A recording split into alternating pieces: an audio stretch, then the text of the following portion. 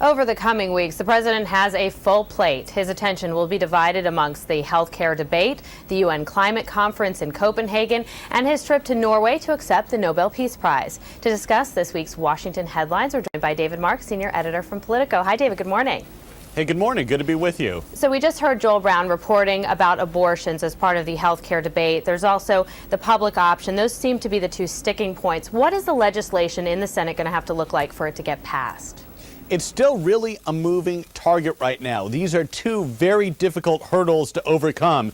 The Senate Majority Leader, Harry Reid of Nevada, he's trying to negotiate behind closed doors to see if there's any room possible for compromise. He might actually end up reaching out to a couple of Republicans, Olympia Snowe and maybe Susan Collins from Maine, to try and pull them in if he can't convince his own Democratic colleagues to come on board. We saw President Obama reaching out to the Democrats on Sunday. From your conversations with Washington insiders, how much of an effect do you think that pep talk had in getting the Democrats to sway with President Obama? It probably stiffens the spines of those who already support him, but maybe were wavering a little bit. He probably didn't win over those couple of Democrats, say Ben Nelson, the Democratic moderate conservative senator from Nebraska, one or two others. But the others who he really needed to get on board and make sure they were with him, they did that. And maybe it got those Republicans to sit up and say, hey, we'll give this a look as well.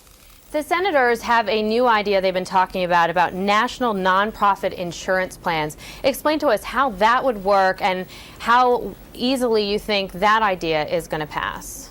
This would essentially give people currently without health insurance coverage access to the same kind of health insurance program that all federal workers have, whether it's a U.S. senator or a postal worker. And it's a way, they say, to level the playing field, to give everybody access to the same kind of health care. For supporters of a robust public option, a government-backed program, this probably is not going to go nearly far enough. It's not clear at all that this would have majority support, but it may be one way to at least keep the process going past something, then go into negotiations with the House of Representatives and rewrite the bill at that point.